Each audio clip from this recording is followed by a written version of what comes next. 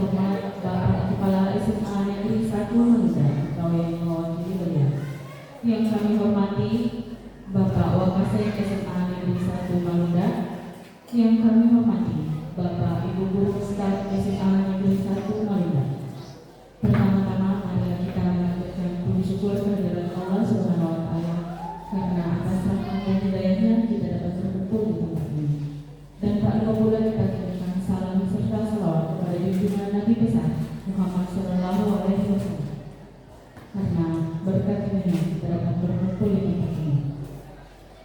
Acara pembukaan diseminasi budaya positif, penerapan budaya positif di sekolah oleh CGP Angkatan 10 Kabupaten Majene, Ibu Fatihia Abdul Kadir dan Ibu Prasamti Dalima. Assalamualaikum warahmatullahi wabarakatuh. Marilah kita sama-sama mengawali kegiatan hari ini dengan mengucapkan basmalah. Acara selanjutnya menyanyikan lagu Indonesia Raya yang dipandu oleh Ibu Yusri Febrianti SSM. Kepadanya dengan hormat dipersilakan. Hadirin dimohon berdiri.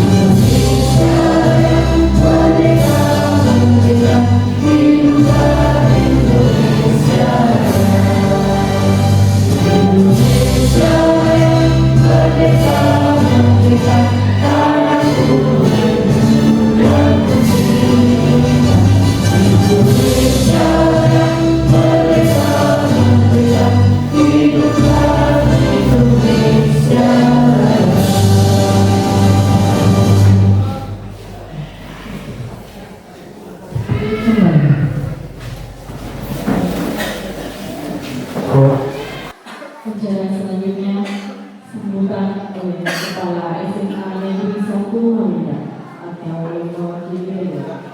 Kepada Bapak dengan hormat kami persilakan. Assalamualaikum warahmatullahi wabarakatuh. Alhamdulillahirabbil alamin. Wassalatu wassalamu ala asyrofil anbiya'i wal mursalin wa ala alihi washabihi ajmain. Kami hormati keberkahan Wakasek yang sempat hadir pada hari ini. Kami hormati keberkahan rekan-rekan Bapak Ibu Guru terkhusus dan terhormati dan keberkahan Ibu calon guru penggerak kapabilitas kita dan kemampuan kita untuk menghadapi masalah tersebut. Maka salah satu upaya yang kita syukuri dalam rangka untuk peningkatan kapasitas itu adalah adanya program pemerintah ini melalui program guru penggerak. Saya kira untuk menjawab tantangan pendidikan masa depan dengan adanya program ini, dia bisa ada semacam pertumbuhan kesejahteraan dan kolaborasi antara warga sekolah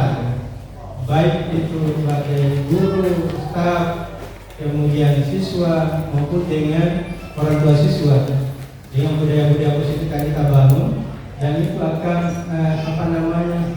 salah satu faktor yang akan mendukung dalam rangka kolaborasi membangun pendidikan terkhusus di sekolah kita. Jadi mungkin itu saja penyampaian pada kesempatan ini. Oleh karena itu, mari kita buka kegiatan diseminasi pada kesempatan hari ini dengan senantiasa mengharap dari Allah Subhanahu wa Ta'ala. Hari ini tanggal hari Kamis Juni 2024 tepat jam 9.45, mari kita bersama-sama membuka diseminasi bagi teman-teman calon guru penggerak angkatan 10 Kabupaten Majene, yakni Ibu Fatihia, DKD dan Ibu Santi, dengan mengajak hadirin bersama-sama membaca basmalah. Bismillahirrahmanirrahim. Assalamualaikum warahmatullahi wabarakatuh.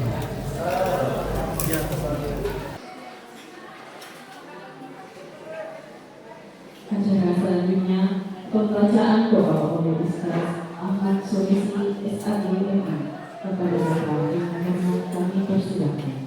Bismillahirrahmanirrahim. Assalamualaikum warahmatullahi wabarakatuh. Agar pertemuan kita pada pagi hari ini menjadi sekian diberkahi oleh Allah Subhanahu wa Ta'ala.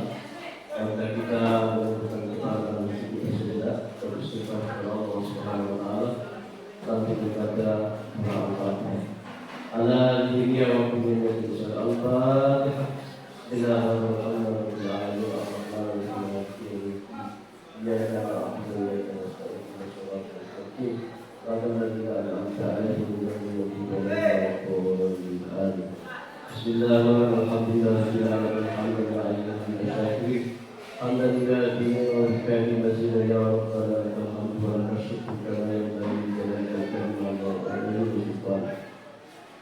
Allahumma salli ala Muhammad wa ala alihi wa sahbihi. Ya Allah, ya Tuhan, jadikanlah kami guru-guru menjadi teladan panutan bagi para peserta kita.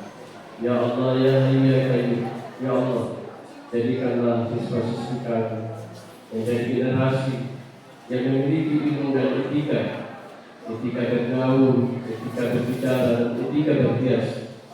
Berikanlah kami kesabaran atau petunjuk untuk membina, mendidik, mengarahkan anak-anak kami ke arah yang lebih baik dan budaya positif. Rabbana atina fid dunya hasanah wa fil akhirati hasanah wa qina adzabannar.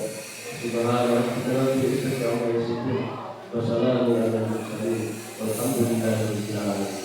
Assalamualaikum warahmatullahi wabarakatuh.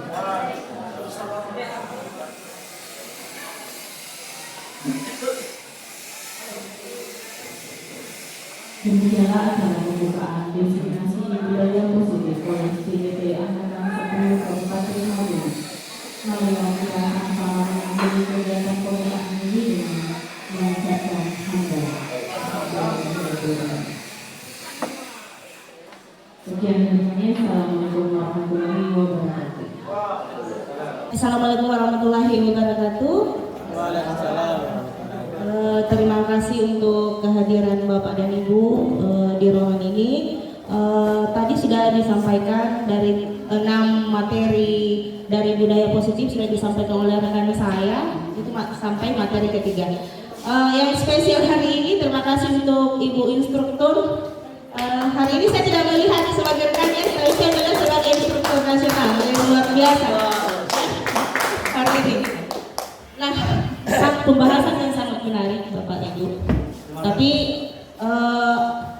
ini kami di sini berdiri bukan untuk, saya lagi bukan untuk mengajari atau seperti apa, tapi kita sama-sama belajar. Karena pengalaman sebelum mempelajari tentang budaya positif ini, saya pernah agak memprotes pada satu rekan bahwa kenapa seperti ini.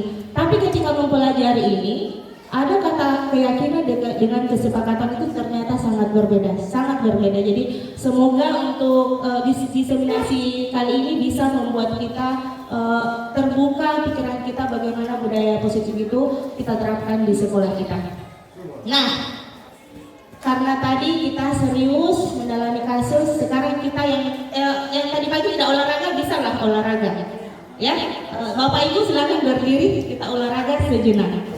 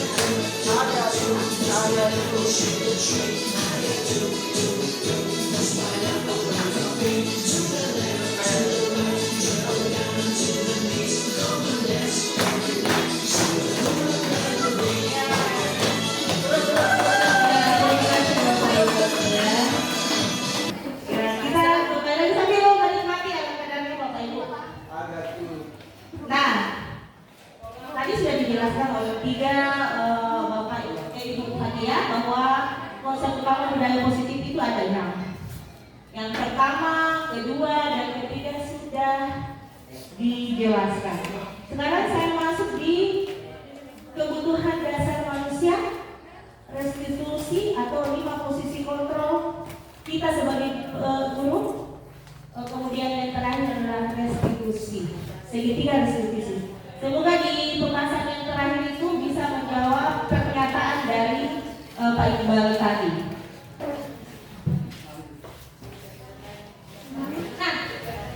Kebutuhan dasar kita sebagai manusia. Jadi apapun yang kita lakukan hari ini sesuai adalah segala yang memiliki tujuan. Kita berangkat dari sekolah, itu tujuannya untuk apa Bapak Ibu? Untuk mengajar, mendidik anak-anak kita. Itu adalah tujuan. Jadi segala yang kita lakukan ini semuanya untuk tujuan. Jadi dari tujuan itu sebenarnya kita sudah memenuhi kebutuhan dasar kita sebagai seorang manusia. Bisa jadi dan kebutuhan itu bisa 2 atau 3, bisa lebih dari 1. Nah, ada 5 kebutuhan dasar. Yang pertama adalah kebutuhan bertahan hidup, kebutuhan survive. Ya. Jadi kalau kita sebagai manusia kebutuhan bertahan hidup seperti apa? Dari segi kesehatan, dari segi makanan, seperti itu ya. Kemudian kebutuhan seperti yang kedua adalah kasih sayang dan rasa yang diterima. Kasih sayang seperti apa pasti sudah tahu. Ini disayang, ini dimengerti, ini diterima dan bisa bergabung dalam suatu kelompok. Oke. Saya untuk pengertiannya akan bisa kita mengerti melalui contoh sebentar. Kemudian yang ketiga adalah kebutuhan dasar akan penguasaan. Jadi kebutuhannya itu dia akan merasa terpenuhi kebutuhannya jika dia bisa menguasai seseorang. Salah satunya itu adalah salah satunya. Kemudian yang keempat adalah kebebasan, kebutuhan akan pilihan. Kita sebagai manusia kan tidak mau dipilihkan. Pasangan hidup pun kita tidak mau dipilihkan. Kita harus memilih. Seperti itu salah satunya contohnya seperti itu ya. Kebebasan atau kebutuhan akan pilihan. Gitu. Kemudian kebutuhan yang terakhir adalah kesenangan. Merasa senang. Kita pergi rekreasi di tempat ini, itu sebenarnya apa yang kita penuhi? Adalah kesenangan kita, salah satunya kesenangan kita. Nah, selanjutnya saya masuk ke kasus saja ya. Contoh kasusnya, Ibu Novi, guru wali kelas 12 IPA 1 di salah satu sekolah negeri, sedang bingung menghadapi ulah salah satu murid di kelasnya Fajri. Beberapa anak di kelas 12 IPA 1 telah datang padanya dan mengeluhkan bahwa Fajri seringkali meminta bekal makan siang mereka dengan paksa. Jika Anda menghadapi situasi seperti Ibu Novi, apa yang akan Anda lakukan? Menurut Anda, kira-kira apa alasan Fajri melakukan hal itu? Jadi kita sebagai guru, ini adalah pembelajaran buat saya pribadi sendiri bahwa apapun yang dilakukan oleh siswa saya, ada alasan di balik itu semua. Kalau dia sering terlambat ke sekolah, pasti ada alasan di balik itu. Nah, Fajri ini sering mengambil bekal makan siang teman-temannya. Nah, kira-kira apa alasannya? Jadi kita sebagai guru harus melihat ini. Oh, pasti akan ada 5 titik jawaban dari Fajri ini. Yang pertama, mengambil makanan atau bekal temannya karena dia merasa senang temannya jadi memperhatikan dia. Sebenarnya kalau jawaban tipe seperti ini, dia masuk kebutuhan apa? Butuh perhatian. Merasa senang atau kasih sayang? Kasih sayang. Kasih sayang. Merasa senang temannya memperhatikan dia, ingat temannya memperhatikan dia. Merasa senang temannya memperhatikan dia. Apa? Perhatian. Kasih sayang. Kasih sayang untuk diperhatikan, kasih sayang dan diterima, ya. Wow, Bapak Ibu luar biasa. Kemudian yang kedua, jika alasannya seperti karena ia lapar dan orang tuanya tidak membawakan bekal makan siang, lapar nih, Fajri. Dua sebenarnya di situ.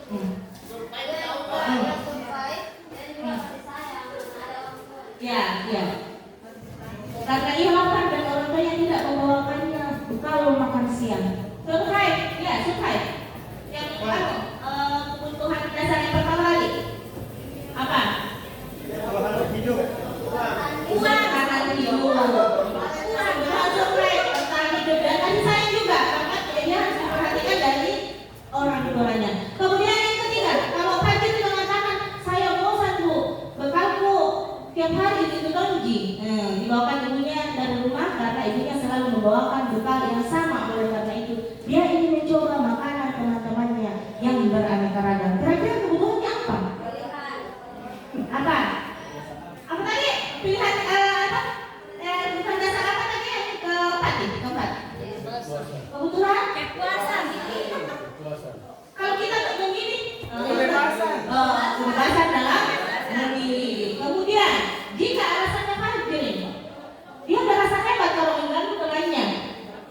Jadi temannya merasa hebat berarti kepuasan atau kepuasan. Dia puas kalau dia menguasai temannya, bisa mengontrol temannya. Kemudian yang terakhir, jika alasannya melakukannya karena iseng saja dan dia menikmati ekspresi dari wajah teman-temannya yang kesal. Nah, kebutuhan apakah itu? Kesenangan, betul sekali. Baik sekali menjadi teman. Akan salah satu alasannya karena saya sedang melihat teman saya wajahnya kesal. Gitu. Ada juga orang seperti itu ya Bapak Ibu ya. Semoga di antara kita tidak ada seperti itu ya. Ya, kemudian pasti bisa menyelesaikan kasus ini seperti orang yang Ihsan siswa kelas 1A SMA karakter mulia. Dia anak yang pendiam dan pemalu. Selama jam istirahat, ia lebih banyak membaca buku di perpustakaan atau berdiam diri di kelas. Hari itu adalah hari technical meeting lomba debat antar SMA yang juga diikuti oleh tim debat SMA karakter mulia. Tiba-tiba ada kabar bahwa Iqbal, anak kelas 10B yang sudah didaftarkan mengikuti lomba debat mewakili sekolah, sakit demam berdarah dan dirawat di rumah sakit sehingga tidak bisa menghadiri acara technical meeting lomba debat tersebut. Kepala sekolah bertanya pada guru-guru siapa yang sebaiknya menggantikan Iqbal. Guru-guru sepakat merekomendasikan Ihsan karena kinerjanya yang bagus di pelajaran bahasa Inggris dan pengetahuannya yang luas. Ihsan akhirnya menghadiri technical meeting hari ini. Setelah itu ia berlatih debat bersama anggota tim debat yang lain bersama Hilda dan Wirda. Di bawah bimbingan Pak Junai, guru pelatih debat. Nanti bahasa Inggris ya Pak, jadi sampai saya punya namanya. Mereka mewakili sekolah dan tim debat bersama karakter Sejak saat itu Ihsan berubah menjadi anak yang lebih percaya diri, tidak pemalu dan pendiam lagi. Banyak menghabiskan waktu bersama teman-temannya. Ia juga semakin rajin berlatih debat dan lebih bergabung lebih tinggi dengan anggotanya. Jadi juga bersemangat melatih juniornya di klub debat sekolah. Kira-kira kebutuhan dasar mana yang terpenuhi pada Ihsan sehingga membuatnya berubah? Jelaskan peran guru dan sekolah dalam memenuhi kebutuhan dasar Ihsan yang tadinya pemalu, pendiam di dalam kelas dan perpustakaan tidak pernah bikin. Nah, kira-kira setelah ditunjuk sebagai anggota debat bahasa Inggris, setelah itu dia menjadi lebih percaya diri lagi, justru menjadi pelatih bagi adik-adiknya. Nah, kebutuhan dasar apa yang sebelumnya itu terjadi pada Ihsan? Apa yang kebutuhan yang dia penuhi sebenarnya? Menurut kalian apa? Kebutuhan apa? Yang tadinya pendiam, pemalu, sekarang lebih percaya diri. Motivasi. Ingat, ada 5 kebutuhan dasar ya. 5 kebutuhan dasar manusia. Nah, kebutuhan pertama itu ada kasih sayang dan rasa diterima, kemudian penguasaan, kebebasan, dan kesenangan. Kebutuhan apa yang dipenuhi oleh Penguasaan. Iya, betul. penguasaan? Sayang. Kasih sayang. Dan Ada yang bisa menyebutkan alasannya seperti apa? Coba.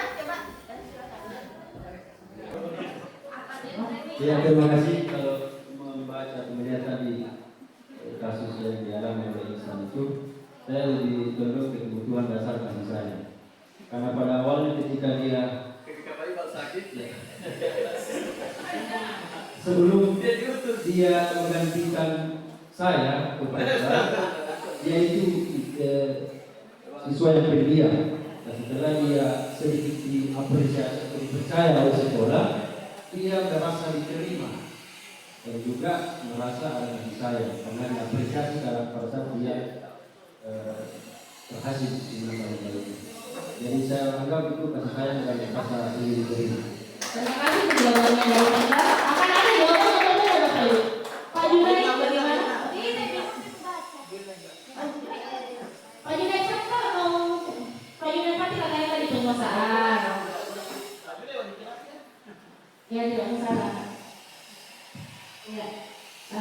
Sebenarnya sama ya jawabannya Pak Junaid Santa. Namun kalau saya pribadi melihat dari kebutuhan Ihsan itu kenapa saya cenderung ke penguasaan, karena dia sudah merasa ada pengakuan pada dirinya bahwa dia memiliki kemampuan.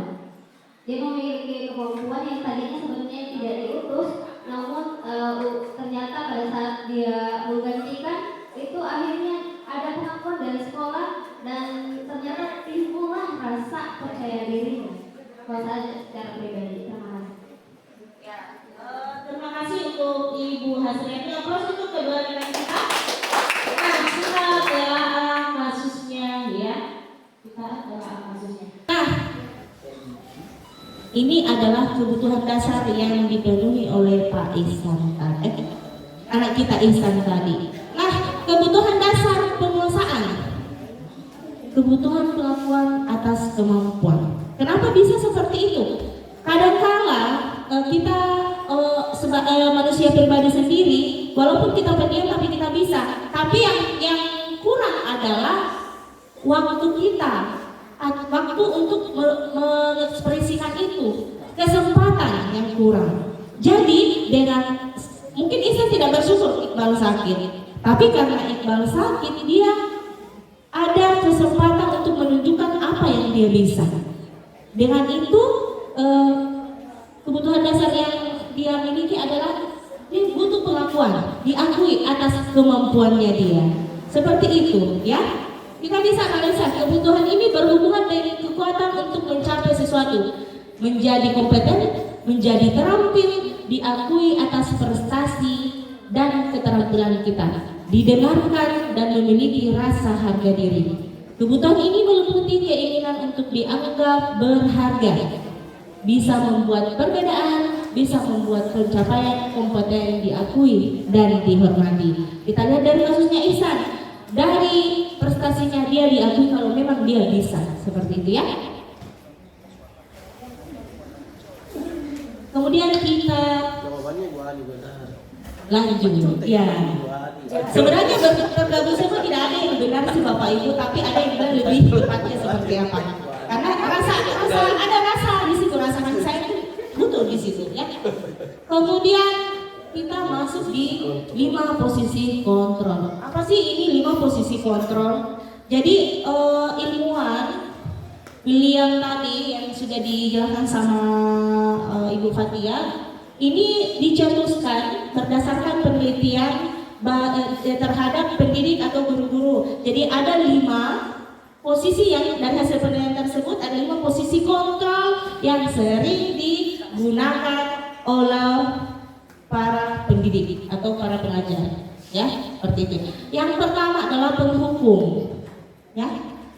Posisi pertama adalah penghukum. Semoga kita bukan bagian dari situ ya. Penghukum ini biasanya menggunakan hukuman fisik maupun verbal. Verbal dalam artian kata-katanya itu menyakitkan. Ya, kau tidak akan berhasil. Besok-besok kau tidak akan pernah berhasil. Itu termasuk penghukum loh Bapak Ibu. Tanpa kita sadari bahwa posisi kita itu penghukum. Kita memberikan bukan hanya mental anak-anak kita yang terganggu. Nah, orang yang menjalankan posisi penghukum senantiasa mengatakan bahwa sekolah memerlukan sistem atau alat yang dapat lebih menekan murid-murid lebih dalam lagi. Jadi saya pribadi sekali lagi saya belajar kadang-kadang saya memang pernah berada di posisi penghukum. Kita harus sadari itu, kita pernah ada di posisi itu. Tapi karena seiring waktu kita belajar, semoga kita terhindar dari posisi seperti ini. Contoh, apa kata-kata kita yang bisa menggambarkan kita bahwa kita posisi penghukum? Patuhi aturan saya. Awas gua. Awas gua tidak kasih kau nilai kalau tidak kasih seperti ini. Tidak ku tanda tangan kartu kontrol kalau sudah selesai ini. Ya. Kemudian kamu selalu saja salah. Semata salah di orang ini. Ini si orang pada lihat semata pada yang toh. Dan ibu salah semata pada yang. Ya. Kalau kartu kontrol tidak dikasih. Kenapa setiap ada tugas kamu selalu terakhir? Itu juga termasuk penghukum Bapak Ibu. Tanpa kita sadari loh. Nah, kemudian guru yang seperti ini senantiasa percaya bahwa ada satu cara agar pembelajaran kita berhasil, yaitu cara dia otoriter. Ya Allah. Nah, semoga kita sekali lagi semoga kita tidak termasuk yang seperti itu. Kemudian posisi yang kedua, pembuat merasa bersalah. Sedikit tadi dijelaskan sama Ibu Fatia bahwa guru ini senantiasa dia bersuara lembut, tapi kelembutan itu bermakna tajam. Bermakna tajam, menusuk, ada ketidaknyamanan bagi diri siswa. Sehingga dia akan merasa, aduh, saya mengecewakan ini, bagaimana ini? Kata-katanya seperti apa Bapak Ibu? Ibu sangat kecewa sekali dengan kamu nak. Kenapa begitu sekali? Padahal saya sudah mati-matian pagi-pagi datang di sini untuk menyambut kita pagi sini, tapi kamu tidak ada respon. Itu termasuk membuat rasa bersalah Bapak Ibu. Bagaimana? Ini saya biasa bilang, bagaimana? Coba kalau orang tua kamu tahu kamu berbuat seperti ini. Saya pernah bilang seperti ini Bapak Ibu. Bagaimana kalau orang tua tak begitu kita di sekolah? Ternyata saya masuk di pembuat rasa bersalah. Tanpa kita sadari Bapak Ibu, sekali lagi tanpa kita sadari. Di posisi ini murid akan memiliki penilaian diri yang buruk tentang diri mereka. Dia menghakimi dirinya Bapak Ibu. Mereka merasa tidak berharga dan telah mengecewakan orang-orang yang disayanginya. Aduh. Kemudian posisi kontrol yang ketiga adalah teman. Nah, guru pada posisi ini tidak akan pernah menyakiti murid, namun akan tetap berupaya mengontrol murid melalui persuasi. Posisi teman bisa saja menjadi positif, bisa saja menjadi negatif. Dulu saya menganggap bahwa sebelum pelajari model ini ya, saya paling bagus kalau saya berada pada posisi teman. Saya juga bisa berbagi, anak-anak bisa berbagi dengan saya kesedihannya apapun itu. Tapi ternyata posisi teman juga tidak bagus Bapak Ibu. Karena kadang kita sebagai guru jika mengecewakan siswa kita, itu akan bagaimana kalau kita teman? Teman membuat kita kecewa kan? Timbul rasa sakit hati juga. Nah, begitupun kalau kita sebagai guru, teman kita mengkhianati kita, itu akan sakit sendiri juga Bapak Ibu. Nah, kata-katanya seperti apa kalau kita posisi teman? Ayo bantu Bapak, ini untuk tugas Bapak. Kerjakan tugas tadi nak, nah mereka itu kepala sekolah, itu sebagai teman. Kemudian, tidak kita ini bantuannya Bapak atau Ibu selama ini nak. Seperti itu ya. Ya sudahlah, kali ini tidak apa-apa, bisa dibantu kita bereskan ini nak. Kalau ada masalah tak, itu posisi kita sebagai teman. Nah, hal negatifnya yang sudah saya jelaskan tadi bahwa bila suatu saat guru tersebut tidak membantu murid, maka murid pun akan kecewa. Nah, murid bisa berkata, siswa kita bisa berkata, saya pikir Bapak selama ini bantu Kak, saya pikir Bapak Ibu selama ini bantu Kak, ternyata tidak gitu ya. Akan ada kekecewaan. Ujung-ujungnya, posisi kontrol kita sebagai teman itu harus dihindari, kalau bisa dihilangkanlah. Tapi akan ada posisi itu bisa kita gunakan. Kemudian posisi yang keempat adalah pemantau. Kalau posisi pemantau adalah posisi di mana kita itu sesuai dengan apa yang ada, konsekuensinya ada. Kamu melanggar apa? Poinnya berapa? Poin keberapa nih yang kamu langgar? Konsekuensinya seperti apa? Nah, itulah posisi pemantau di situ, berdasarkan pada peraturan-peraturan dan konsekuensi. Apa yang dia langgar? Dia nilai, konsekuensinya seperti ini. Tepat aturan dia. Dengan menggunakan sanksi atau konsekuensi, kita dapat memisahkan hubungan pribadi kita dengan murid sebagai seorang yang menjalankan posisi pemantau. Jadi bagusnya posisi pemantau, hubungan pribadi di belakang seperti itu. Dia langsung ke arah peraturannya seperti apa yang telah kamu lakukan, sanksi atau konsekuensinya seperti apa. Kemudian yang posisi terakhir adalah posisi manajer. Nah, ini yang paling bagus posisi kita. Di dalam juga kita bisa posisikan kita sebagai teman. Guru berbuat sesuatu bersama dengan murid, mempersilahkan murid mempertanggungjawabkan perilakunya, mendukung murid agar dapat menemukan solusi atas permasalahannya sendiri. Jadi di posisi manajer, kita giring siswa kita, murid kita untuk menemukan kesalahan kita seperti apa, keyakinan kelas kita seperti apa, dan mempertanggungjawabkan perbuatannya sesuai dengan keyakinan atau kesepakatan yang dilakukan bersama. Seperti itu. Apa yang kita yakini? Apakah kamu meyakininya? Lembut sekali di posisi manajer. Jika kamu meyakininya, apakah kamu bersedia memperbaikinya? Nah,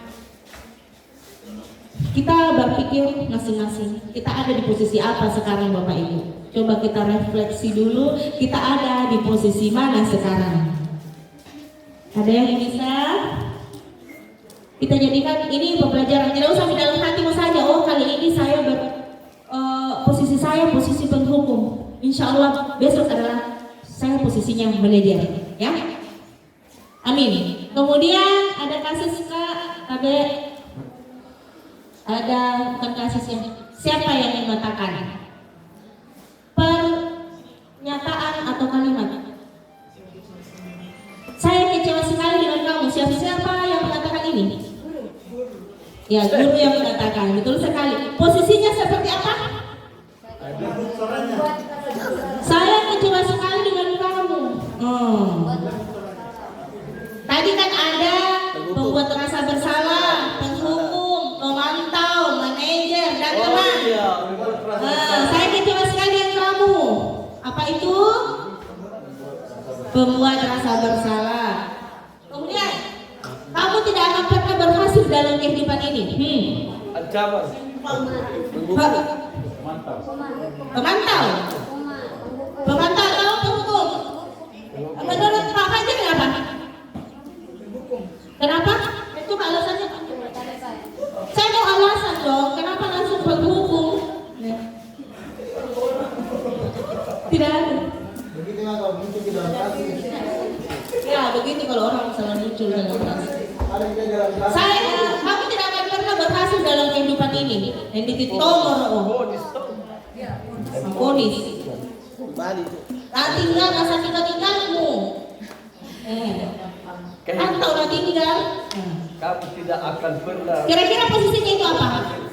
Bapak tadi mengatakan penghukum. Alasannya seperti apa? Kenapa menghukum? Tinggal Iya, terima kasih Bu. Jadi menurut saya di kalimat kamu tidak akan pernah berhasil dalam kehidupan ini. Jadi ini posisinya penghukum. Karena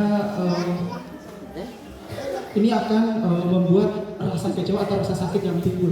Terima kasih. Ya, dalam posisi penghukum dia bukan hanya fisik tapi verbal juga ya. Ada verbal. Lebih menyakitkan kata-kata dibanding perbuatan Bapak Ibu. Lebih sakit diusik ke dalam hati. Kemudian yang ketiga, ayolah lakukan demi saya. Betul sekali. Aplaus dulu sama Bapak Ibu ya. Luar biasa. Sepertinya semua akan jadi ibu penggerak ya. Amin. Amin.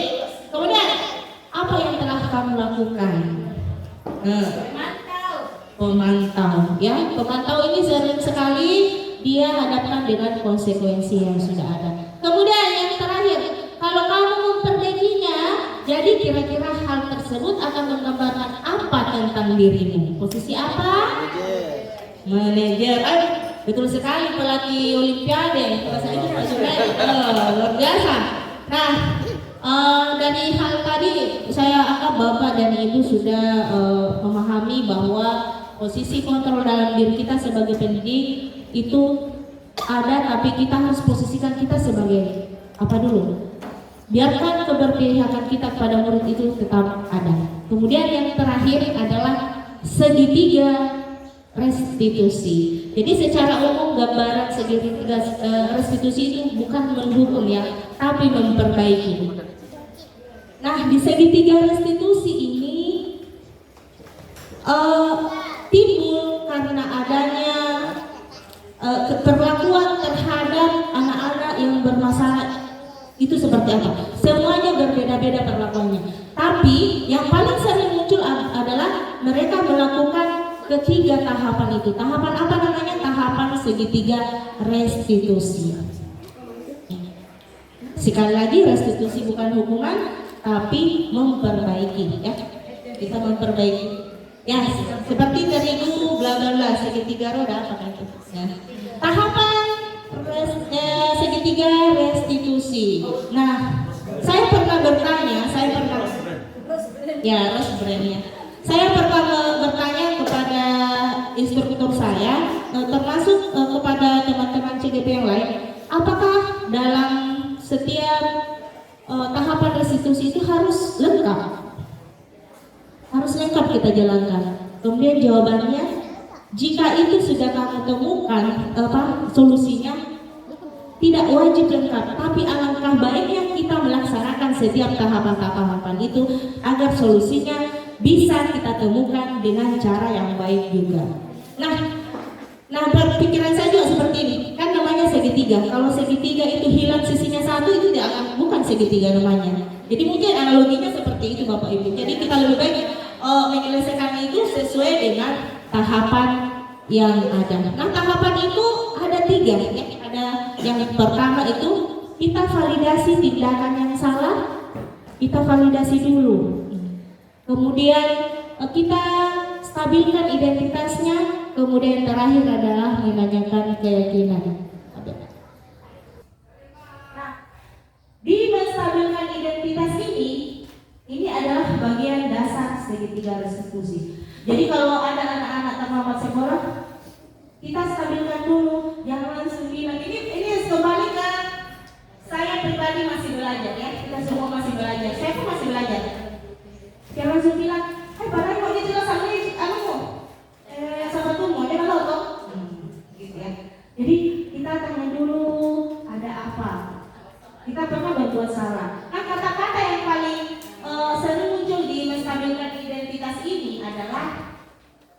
berbuat salah ini tidak apa-apa. Tidak apa-apa juga kalau kita lupa kalau hari ini harus pakai sepatu hitam. Ibu juga pernah lupa gitu. Kita semua manusia biasa pernah lupa. Kita pernah berbuat salah. Kita bisa menyelesaikan ini. Apa solusinya seperti itu? Kemudian validasi tindakan yang salah. Sebentar kita akan putar video ya. Itu juga sekali. Mudah-mudahan bisa mengenang. Menurut teori kontrol, semua tindakan manusia, kembali lagi bahwa semua tindakan manusia itu ada tujuannya. Jadi kalau anak-anak terlambat itu pasti ada alasan di balik itu. Nah, kalimat-kalimat di bawah ini yang mungkin terdengar asing buat guru, namun bila dikatakan itu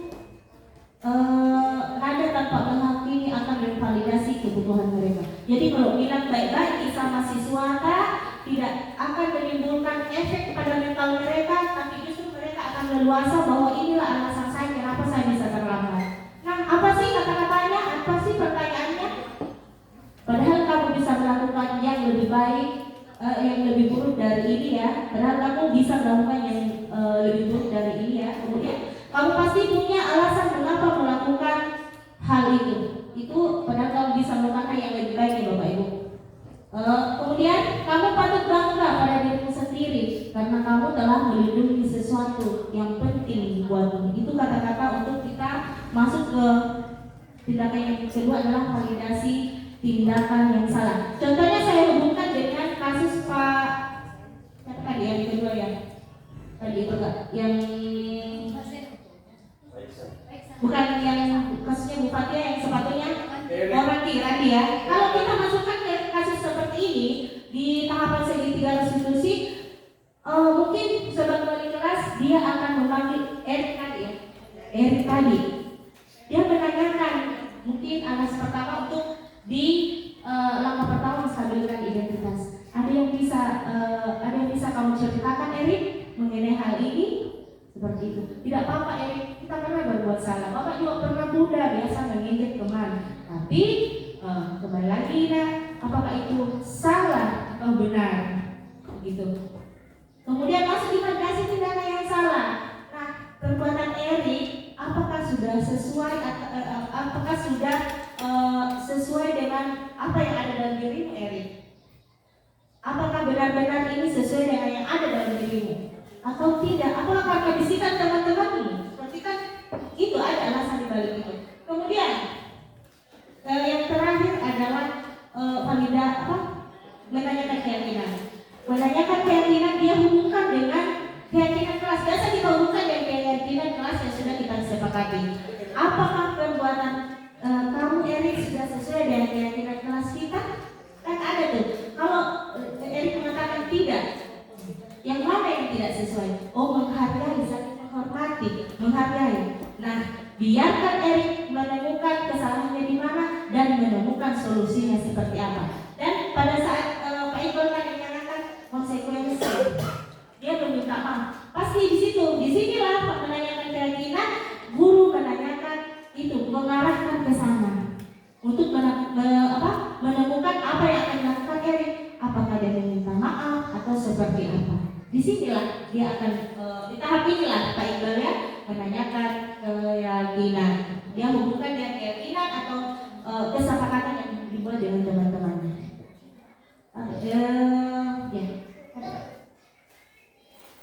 Ini ada video. Saya semoga bisa. Ini adalah tugas kami di demonstrasi kontekstual. Ini salah satu yang saya. Ini kasus yang pertama. Menumpahkan air di buku catatan. Ayu dan Jaya sedang asik bercerita sambil berjalan menuju ke kelas mereka. Tiba-tiba mereka berpapasan langsung dengan Reski sehingga gelas yang berisi air itu terjatuh di atas buku Reski Arifah. Hal tersebut membuat Reski merasa keberatan dan marah, kemudian berlalu.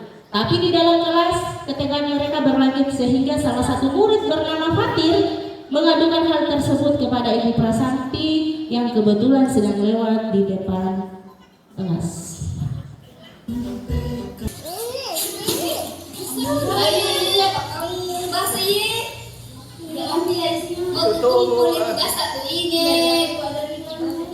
jangan bias, jangan bias. Makanya kalau dalam konteks ini, ya tidak kan tak sengaja sih. Terus jangan kali.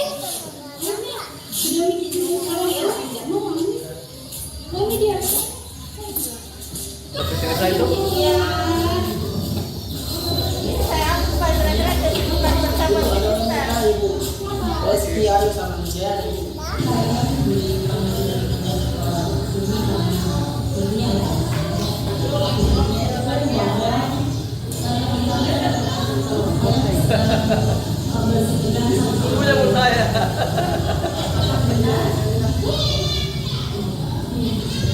Ini saya melakukan menstabilkan identitas. Kondisi begini menstabilkan identitas.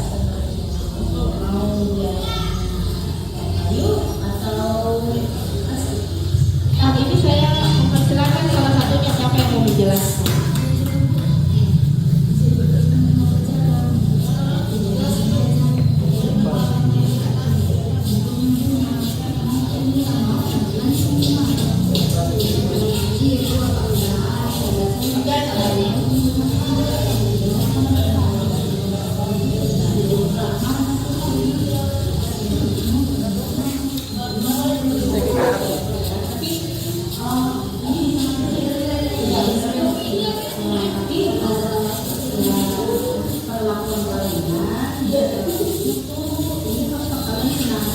Termasuk divalidasi tindakan yang salah.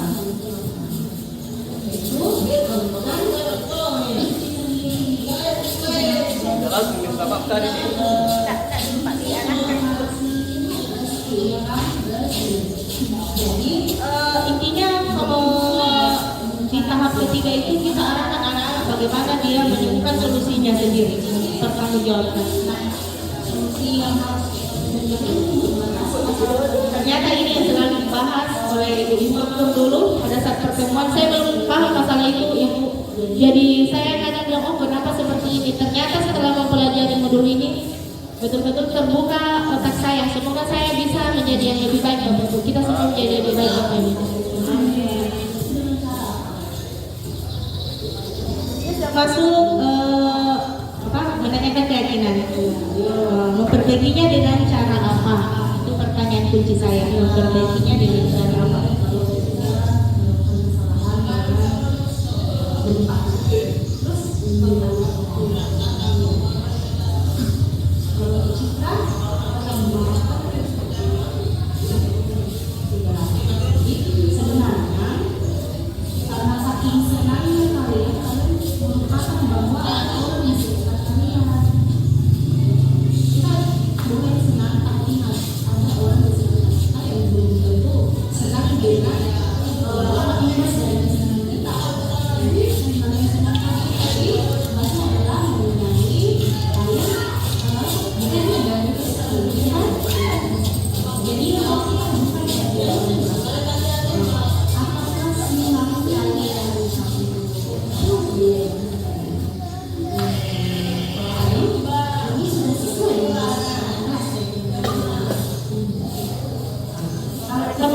Sendiri tidak sesuai, saya tidak sesuai dengan keyakinan kelas mereka.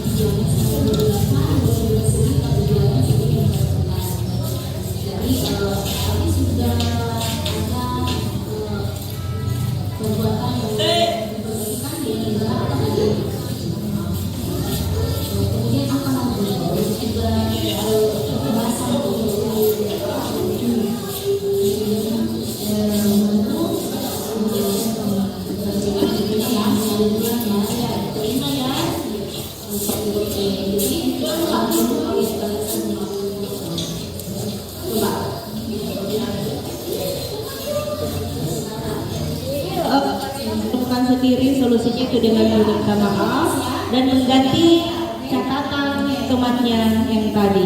Ya, itu konsekuensi. Ya. Jadi inilah yang dikatakan sama Ibu Fatia tadi, bahwa restitusi adalah bagian dari kita memberikan atau menjawab diagnosa kita terhadap adalah obat kita. Kita siswa kita sakit, dokter saja kalau tahu pasiennya sakit, obatnya pun harus sesuai. Anak kita kasusnya seperti ini, maka perlakuan yang tepat pun untuk mereka harus kita gunakan adalah dengan menggunakan segitiga restitusi. Jadi kalau saya bermimpi bahwa seandainya semua atau kita semua di sini menggunakan segitiga restitusi itu untuk menyelesaikan masalah, maka peserta didik kita itu pun akan mencari dan menemukan sendiri solusi dari permasalahannya. Seperti itu Ibu. Sekali lagi kita semua berangkat dari rumah ke sekolah untuk murid kita, mencerdaskan murid kita, menjadikan mereka generasi yang melati dan memiliki kecakapan abad 21. Maka sebagai orang tua kita, sebagai orang tua, dengan kata-kata itu adalah doa kita buat anak-anak kita. Semoga kelak anak-anak kita bisa menjadi generasi penerus generasi emas di masa yang akan datang. Amin, amin ya rabbal alamin. Terima kasih untuk hari ini Bapak Ibu yang sudah meluangkan waktunya, sudah meluangkan waktunya untuk kami, sehingga proses diseminasi budaya positif ini bisa kami laksanakan secara lancar. Terima kasih untuk sekali lagi kolaborasinya Bapak Ibu. Wassalamualaikum warahmatullahi wabarakatuh. Waalaikumsalam. Bismillahirrahmanirrahim. Assalamualaikum warahmatullahi wabarakatuh. Waalaikumsalam. Puji dan syukur kita panjatkan senantiasa kepada kehadiran Allah Subhanahu wa taala atas rahmat izinnya jualan sehingga kembali kita bisa hadir di sini mengikuti kegiatan kami sebagai calon guru penggerak angkatan 10 Kabupaten Majene. Bapak Ibu, saya pribadi dan Ibu Prasanti mengucapkan terima kasih yang sebesar-besarnya karena Bapak Ibu kembali menyiapkan waktunya, meluangkan waktunya untuk hadir di ruangan ini, ikut berbagi pengalaman dan ilmu informasi yang kami dapat selama mengikuti program guru penggerak sampai pada modul 1.4 ini. Bapak Ibu, mungkin hari ini kami akan meminta waktu yang cukup panjang karena ada 6 insya Allah topik yang menjadi tugas kami untuk didiseminasikan kepada Bapak Ibu. Karena kami berdua, maka kami berbagi. Saya akan mengambil 3 topik dan Putra Santi akan mengambil 3 topik yang lainnya. Jadi kami berharap Bapak Ibu bisa tetap hadir di ruangan ini sampai pada jam akhir atau sampai pada acara ini selesai. Baiklah Bapak Ibu, saya akan memulai dari budaya positif. Mendengarkan kata budaya, ini bukan kata-kata yang baru yang pernah kita dengar. Budaya itu adalah kebiasaan. Jadi misalkan kita bertemu orang ini, bagaimana budaya Mandar dalam melaksanakan pernikahan adat Mandar? Ya, jadi bisa kita langsung apa budaya Mandar dalam melaksanakan pernikahan Mandar? Ya, kebiasaan-kebiasaan apa yang dilakukan oleh orang Mandar sebelum untuk melaksanakan prosesi pernikahan. Jadi pertama saya sebutkan bahwa ada namanya sisi, kemudian ada, kemudian lamar, dan seterusnya. Itu adalah kebiasaan budaya. Nah, di lingkungan pendidikan, khususnya pada program kurikulum merdeka yang sedang dijalankan oleh pemerintah saat ini, dikenal dengan istilah yang baru yaitu budaya positif. Budaya positif. Kira-kira mendengar kata budaya positif, apakah yang terlintas di benak Bapak dan Ibu? Budaya positif di sekolah. Apa yang terlintas? Kira-kira ini budaya positif ini apa ini? Karena sebenarnya ini program yang baru ya, sesuatu yang ingin dicanangkan pemerintah untuk kita budayakan, biasakan ada di sekolah. Tujuannya tidak lain tidak bukan adalah untuk memperbaiki kualitas pendidikan yang ada di negara kita, memperbaiki kualitas sumber daya manusia yang akan khususnya generasi-generasi muda kita. Budaya positif. Ya. Jadi mengacu pada nilai-nilai pola perilaku, norma dan sikap yang mendukung pertumbuhan dan perkembangan individu dalam kelompok. Jadi kalau dalam konteks sekolah, budaya positif itu ditunjukkan dengan interaksi orang-orang yang ada dalam sekolah tersebut. Ya, interaksinya seperti apa? Kerjasama, saling support. Budaya positif di sekolah ini ditujukan untuk menciptakan lingkungan yang aman, nyaman bagi seluruh warga sekolah. Jadi kita berusaha untuk menciptakan atmosfer yang positif. Bagaimana caranya supaya sekolah itu merupakan tempat yang aman dan nyaman bagi seluruh warga sekolah. Tidak terkecuali mulai dari satpam, guru sampai pak kantin. Jangan sampai ada orang yang merasa terintimidasi di lingkungan tersebut. Tidak aman. Ya, jadi budaya positif ini diberikan bagaimana caranya supaya orang-orang yang berada di lingkungan sekolah tersebut berkolaborasi, berinteraksi secara positif untuk saling mendukung, saling support agar tercipta sebuah lingkungan yang sehat, yang aman, yang nyaman, yang menjamin tumbuh kembang anak itu menjadi jauh lebih baik daripada sebelumnya. Kemudian saya meminta waktu Bapak Ibu untuk mengadakan percobaan. Cobalah buka. Kita berdiri Bapak Ibu, saya minta waktu Bapak Ibu berdiri dan berpasangan. Berpasangan. Dari pasangan yang berdiri.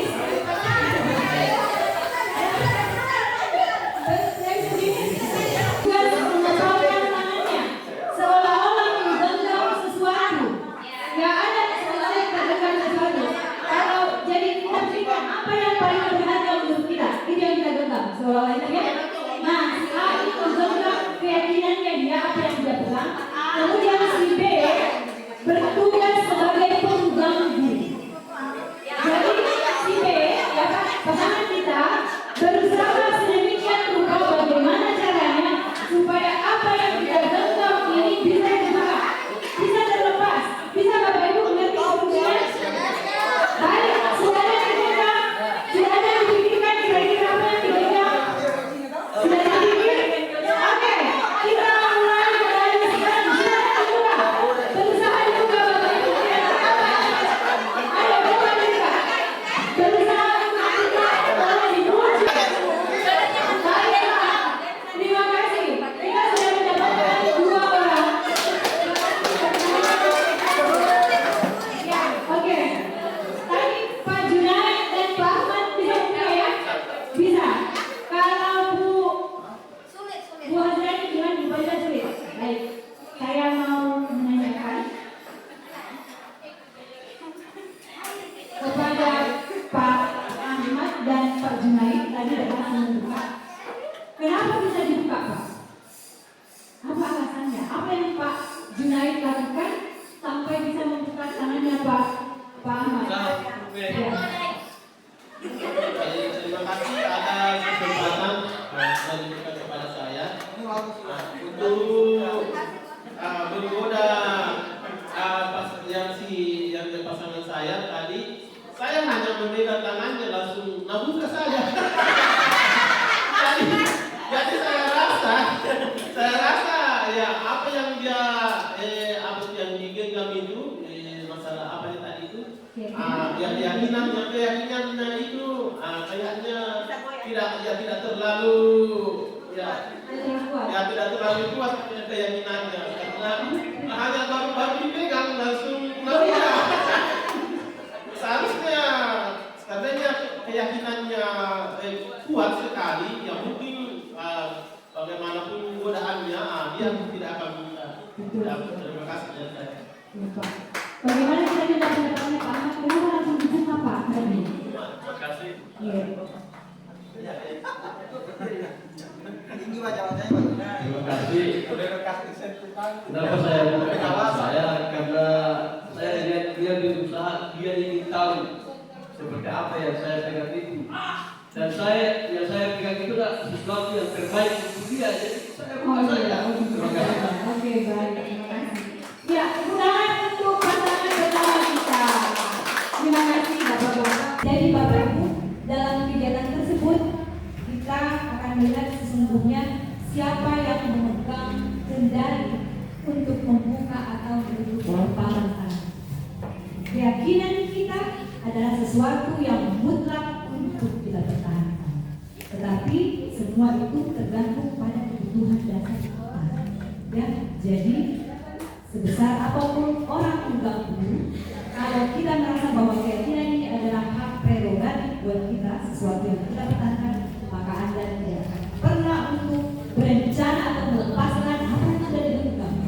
Tetapi kalau kita merasa bahwa ini masih bisa dikondisikan dan segala macam keyakinan kita masih sesuatu yang menurut kita bisa dibicarakan, bolehlah mungkin Anda akan, Bapak Ibu akan membuka dengan mudah. Jadi yang tetap memegang posisi kontrol untuk diri kita, keyakinan kita adalah kita sendiri sebagai pemilik diri kita selain Allah tentunya ya. Kemudian ya, apakah kita akan membuka itu tergantung kepada kebutuhan dasar yang ingin kita penuhi. Jadi semua kembali berpulang kepada kita semua, kebutuhan apa yang ingin kita penuhi. Kalau merasa kita butuh untuk membuka, ya dibuka. Kalau saya tidak akan buka, ini keyakinan saya yang harus saya genggam, maka tidak akan menutup itu sampai kapanpun. Berikutnya, ada kesalahpahaman kita dalam memahami makna kontrol, ya, terutama dalam lingkungan pendidikan. Ada kesalahpahaman. Yang pertama, bahwa guru itu mengontrol murid. Kita berpikir bahwa kita ini punya kuasa atas murid-murid kita. Ya, kita berhak untuk memerintahkan murid melakukan sesuatu dan seolah-olah ya mengontrol untuk melakukan sesuatu sesuai dengan keinginan kita.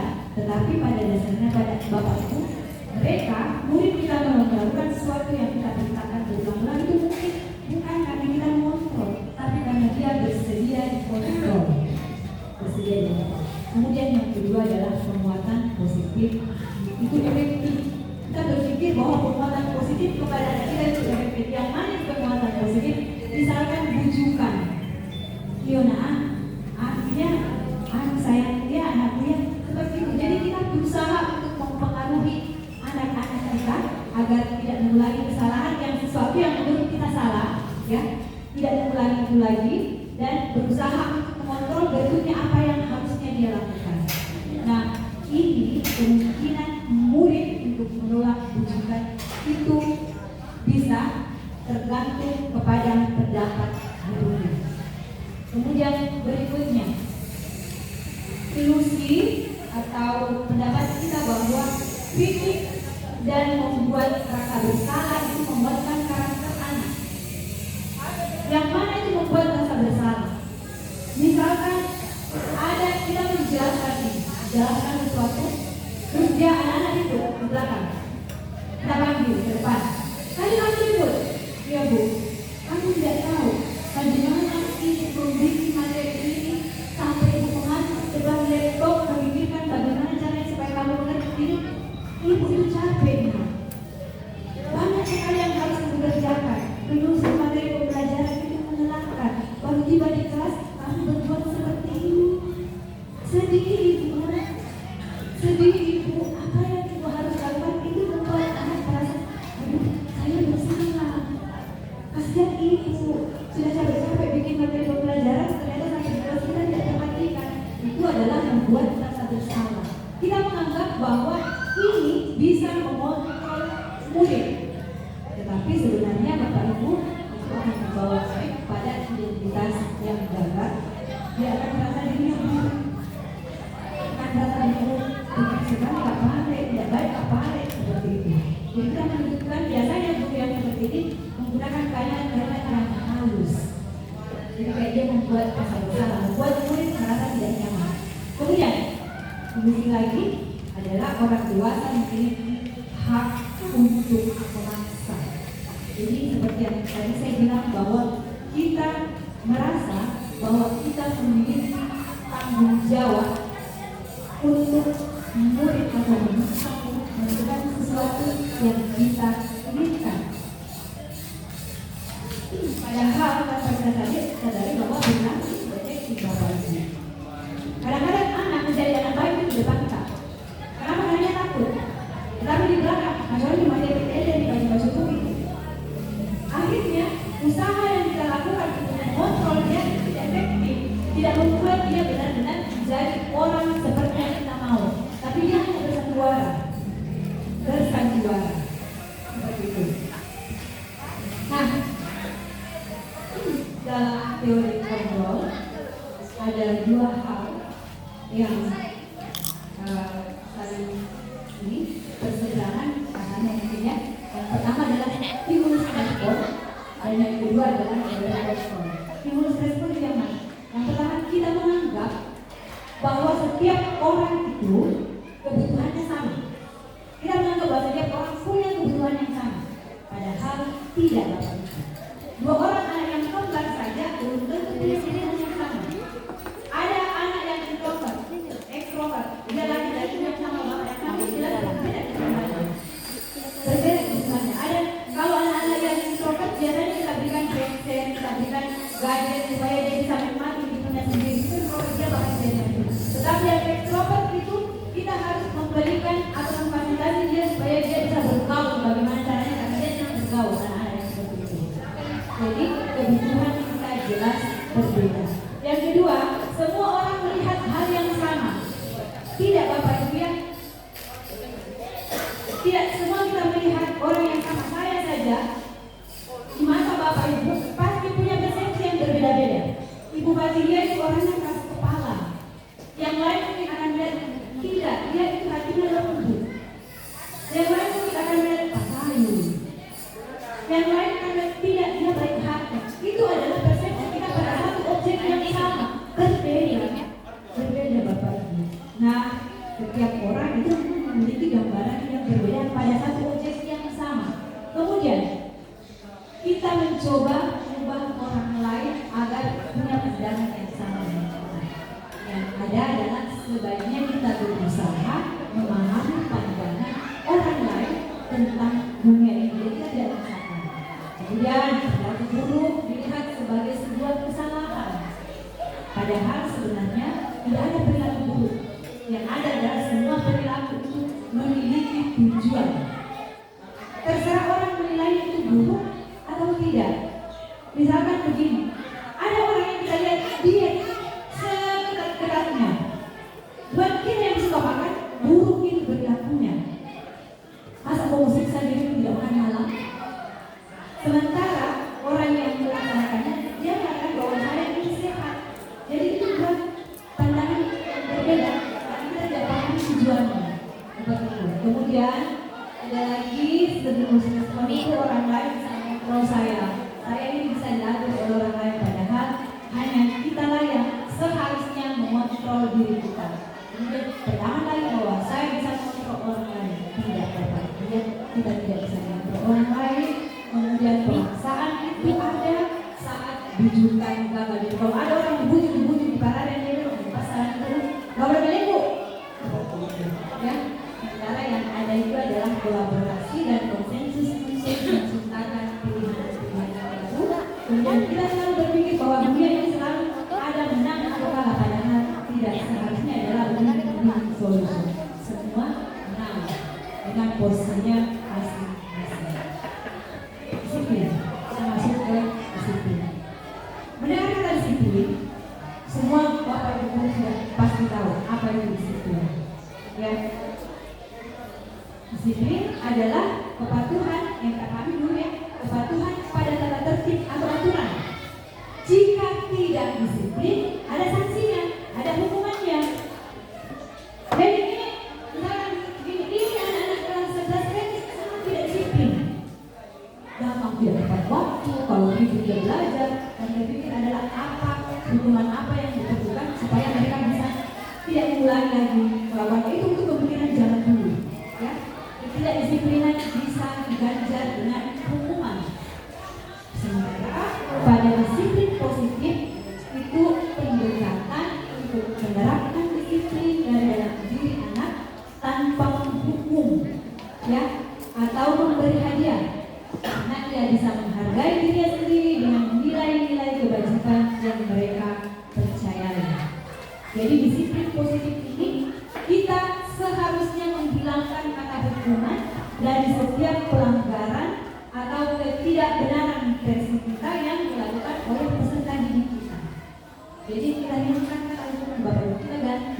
dengan hal-hal yang memiliki nilai-nilai kebajikan yang kita percayai secara umum.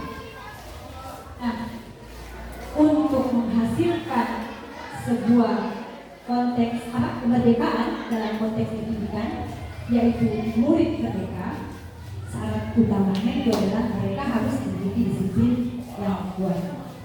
Jika kita tidak memiliki motivasi internal, maka pihak luar akan mendisiplinkan kita. Berikutnya, disiplin ini dapat membuat seorang menggali potensinya menuju sebuah tujuan mulia, sesuatu yang dihargai dan bermakna. Dan berikutnya adalah merdeka itu, disiplin positif ini kan tujuannya untuk membuat anak-anak merasa merdeka. Merdeka itu seperti apa? Merdeka itu tidak hanya terlepas dari perintah, tetapi juga cakap memerintah dirinya sendiri.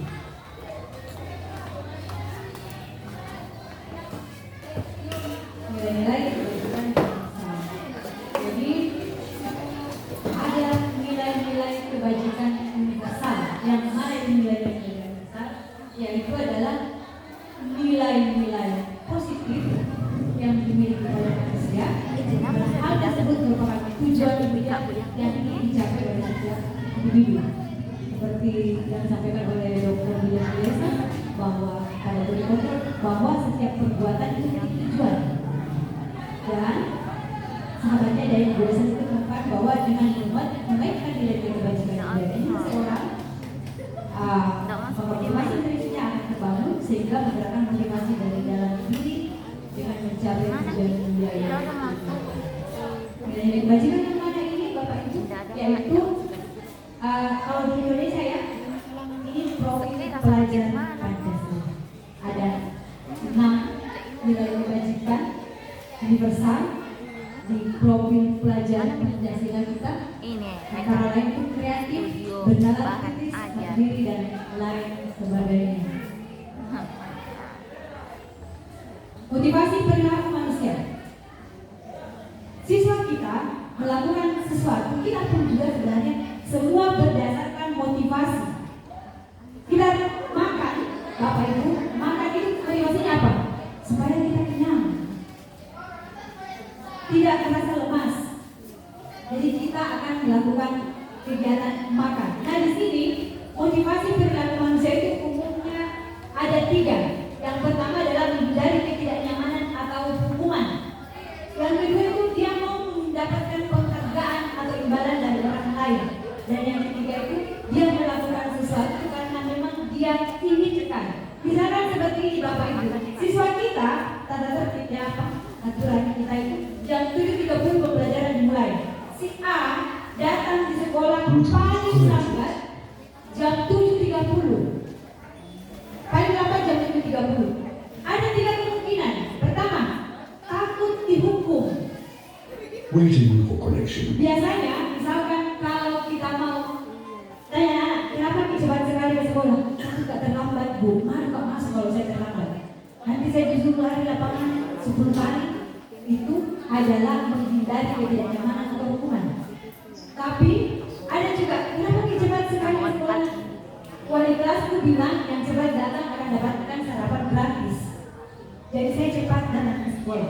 Ini motivasi ekstrinsi semua ya, faktor dari luar.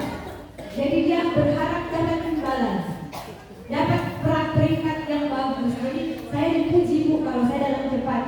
Ini faktor luar juga. Kemudian yang ketiga, bertanya kenapa cepat sekali datang?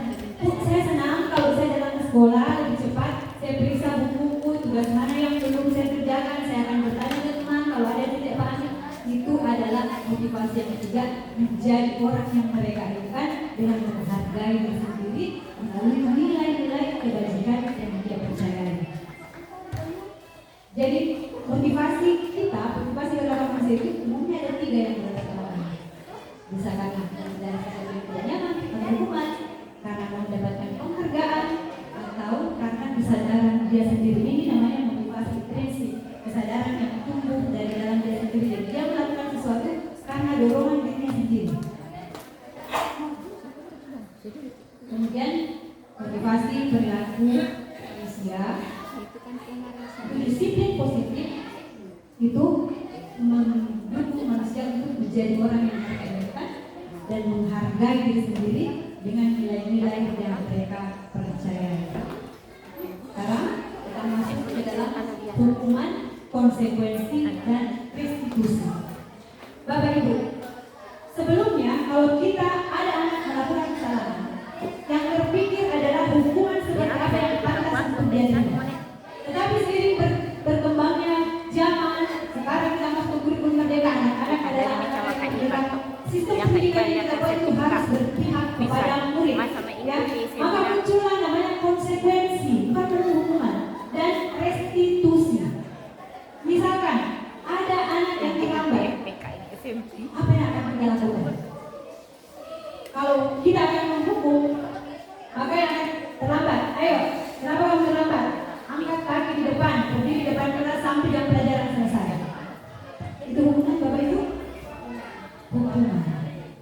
Tetapi ada namanya konsekuensi. Konsekuensi kalau dia terlambat, berapa menit dia terlambat? 10 menit. Tadi 10 menit pertama kita melakukan asesmen awal. Jadi berarti sebentar nak. Ketika jam istirahat kamu harus membayar 10 menit tadi yang kamu terlambat dengan mengerjakan soal asesmen awal. Itu konsekuensi. Konsekuensi. Ya, kita Bapak Ibu sebaiknya paham yang manakah tindakan buruk yang merupakan hukuman atau konsekuensi. Misalkan mencatat 100 kali dalam buku, saya tidak akan terlambat lagi karena dia terlambat ke sekolah. Itu menurut Bapak Ibu hukuman atau konsekuensi? Hukuman. Kemudian lari mengelilingi lapangan basket 2 kali karena terlambat hari di sekolah, hukuman atau konsekuensi? Hukuman. Hukuman atau konsekuensi? Tergantung. Oke, ada anak mencoret-coret meja, kemudian gurunya mengatakan bersihkan meja yang sudah kamu coret-coret. Itu hukuman atau konsekuensi? Konsekuensi. Kemudian ada murid yang diminta push up karena tidak menggunakan masker ke sekolah. Hukuman atau konsekuensi? Hukuman. Kemudian berikutnya menggantikan kertas tugas teman yang dirobek. Konsekuensi. Ya, saya tidak lanjutkan ke bawah-bawah. Menurut sampai sejauh ini saya yakin Bapak Ibu paham yang mana hukuman, yang mana konsekuensi. Ya, itu ternyata di atas ada hukuman, konsekuensi, dan lain-lain. Nah, saya punya kasus Bapak Ibu. Bisa dibaca ya? Oke, IPA ini kurang menguasai pembelajaran matematika. Gurunya Pak Seno itu menanyakan pertanyaan kepada IPA. Dia jadi gugup, takut, dan gagap. Kemudian berusaha menjawab, tapi karena dia sangat takut, kata-katanya tidak jelas. Teman-temannya tertawa, ya, teman-temannya.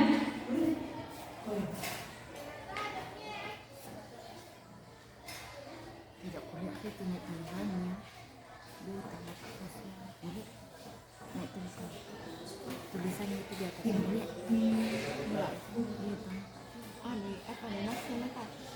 makan itu untuk sabun jauh. Ini Ya, teman-temannya tertawa. Kemudian Pak Seno ini meminta IPA untuk berdiri di depan kelas sambil memegang hidung. Akhirnya teman-temannya semakin kelas semakin gaduh karena melihat tingkah IPA yang berdiri di depan sambil memegang hidungnya. Pertanyaannya, apakah Bapak Ibu setuju dengan tindakan Pak Seno terhadap IPA?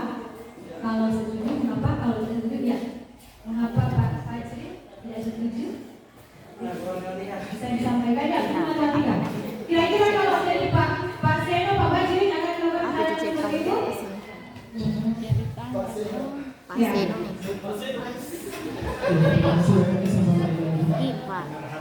Pertanyaannya jika saya di posisi Pak Seno, menurut saya Ibu, apa yang tindakan Pak Seno lakukan itu menurut saya tidak benar. Karena yang tadinya kita ini kan tidak memahami atau tidak menguasai pembelajaran matematika.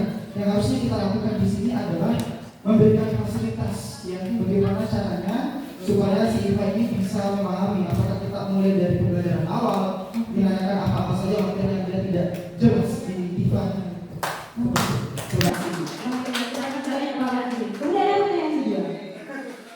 Menurut Bapak Ibu, tindakan Pak Seno terhadap IPA ini yang membuat dia kembali ke depan, ini apakah ini hukuman atau konsekuensi? Mengapa? Ada yang mau menyampaikan jawabannya? Menurut Kak ini konsekuensi atau hukuman dia diminta ke depan? Semoga ujung video.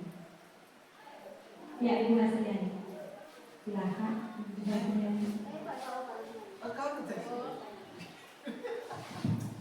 Ya, terima kasih. Menurut saya Ibu, ketika IPA diangkat kemudian diberikan perlakuan bahwa IPA ini harus memegang ujung-ujungnya dan di depan, itu adalah hukuman. Kenapa? Dia di luar dari konteks, tidak ada hubungannya antara dia tidak memahami pelajaran matematika ke memegang hidung yang membuat dia semakin terpuruk. Kenapa terpuruk? Karena dia sudah tidak paham pelajarannya. Kedua, dia ditertawakan lagi. Iya, betul. Sehingga saya setuju sekali apa yang disampaikan Pak Fadlin, harusnya itu diberikan perlakuan khusus, diberikan perlakuan khusus, dan mungkin gurunya harus melakukan refleksi juga. Oke, terima kasih. Ya, jadi apa yang dilakukan oleh Pak Seno kita sepakati bahwa itu adalah hukuman, ya, sesuatu yang seharusnya tidak dilakukan oleh seorang guru terhadap muridnya. Kemudian kasus kedua,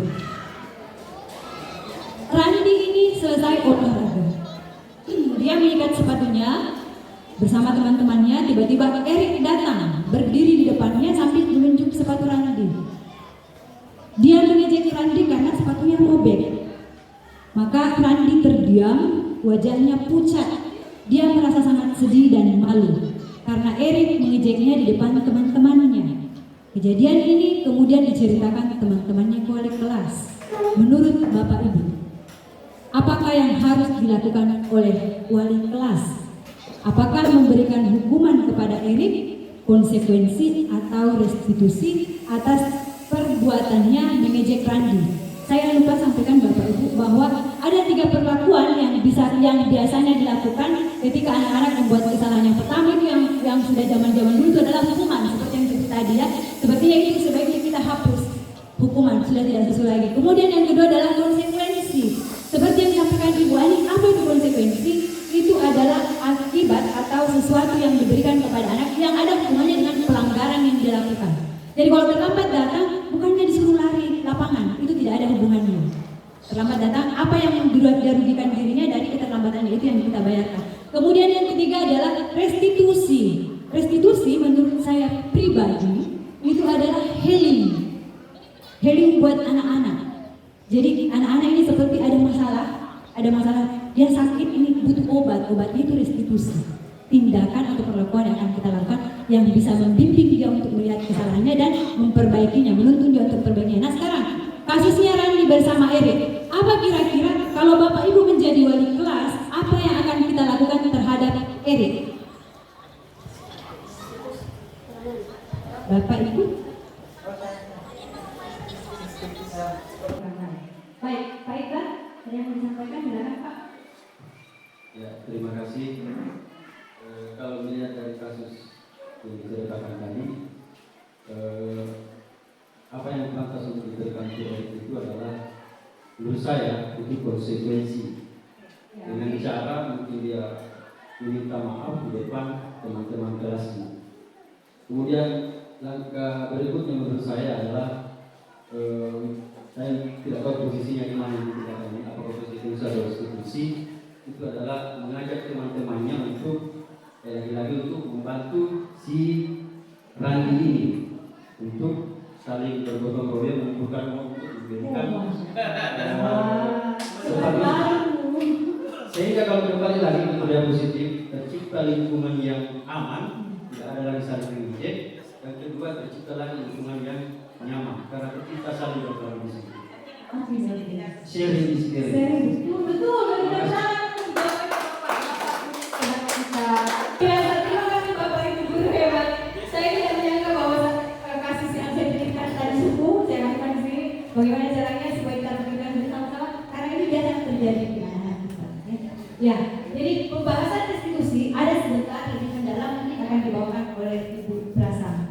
Jadi saya di sini hanya menyinggung ini. Kenapa Bapak Ibu? Karena dalam pelanggaran yang dilakukan oleh siswa ada 3 tindakan yang dilakukan. Yang pertama tadi hukuman, konsekuensi, dan restitusi.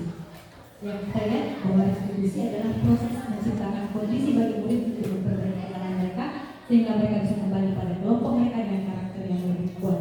Biasanya pelanggaran apa yang bisa kita lakukan pada restitusi yang tidak bisa mungkin pada konsekuensi apa adalah pelanggaran yang menyangkut emosi atau mental. Ya, kalau mencoret buku itu sebenarnya fisik, kita bisa suruh konsekuensi tersebut. Tetapi bully dan segala macam yang sifatnya intimidasi yang harus dilakukan adalah restitusi. Menurut saya pribadi, itu pengalaman yang pernah saya lalui. Kemudian, ya ada identitas gagal, identitas sukses, hukuman, konsekuensi, Jadi konsekuensi itu bisa kita lihat bersama harus ada kaitannya dengan pelaksanaan yang dia buat. Kemudian restitusi itu adalah pilihan untuk menguatkan anak dan lain sebagainya. Kemudian kita masuk ke keyakinan kelas. Saya yakin Bapak Ibu semua sudah membuat keyakinan kelas, terutama untuk Bapak Ibu wali kelas ya. Jadi keyakinan kelas bukan kesepakatan kelas, tetapi bagaimana cara kita mendapatkan sebuah keyakinan kelas itu diperoleh awalnya dari aturan atau tata tertib kelas. Biasanya kalau di aturan itu selalu mengandung kalimat dilarang, tidak boleh. Sementara itu di kurikulum kita sekarang itu melarang kata-kata yang negatif. Nah, dalam aturan tata tertib itu kemudian untuk membentuk sebuah keyakinan kelas kita mulai dari tata tertib, kalimat-kalimat negatif itu kita ubah ke dalam kalimat positif. Misalkan Bapak Ibu tata tertib di kelas kita dilarang membuang sampah sembarangan, maka diubah buanglah sampah pada tempatnya. Kemudian pada keyakinan kelas itu harus memuat nilai-nilai kebajikan. Apa itu membuang sampah pada tempatnya? Nilai apa yang diambil dari situ? Yaitu kebersihan, menjaga kebersihan. Seperti itu, jadi yang dimasukkan ke dalam keyakinan kelas adalah menjaga kebersihan. Saya tidak berpanjang-panjang Bapak Ibu, ini konsep keyakinan kelas, dia bersifat lebih abstrak dan berupa pernyataan-pernyataan yang universal dan dalam bentuk yang positif. Membuat keyakinan kelas tidak perlu terlalu banyak supaya mudah diingat dan dipahami.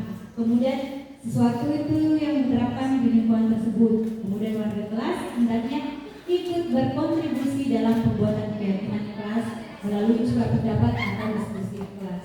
Baiklah Bapak Ibu, sampailah saya pada ujung tugas saya menjelaskan 3 topik dari budaya positif. Saya mengucapkan banyak-banyak terima kasih atas semua waktu partisipasi dan semangat Bapak Ibu dalam mendukung kegiatan kami pada hari ini. Secara selanjutnya saya serahkan kepada Ibu Presiden. Terima kasih. Assalamualaikum.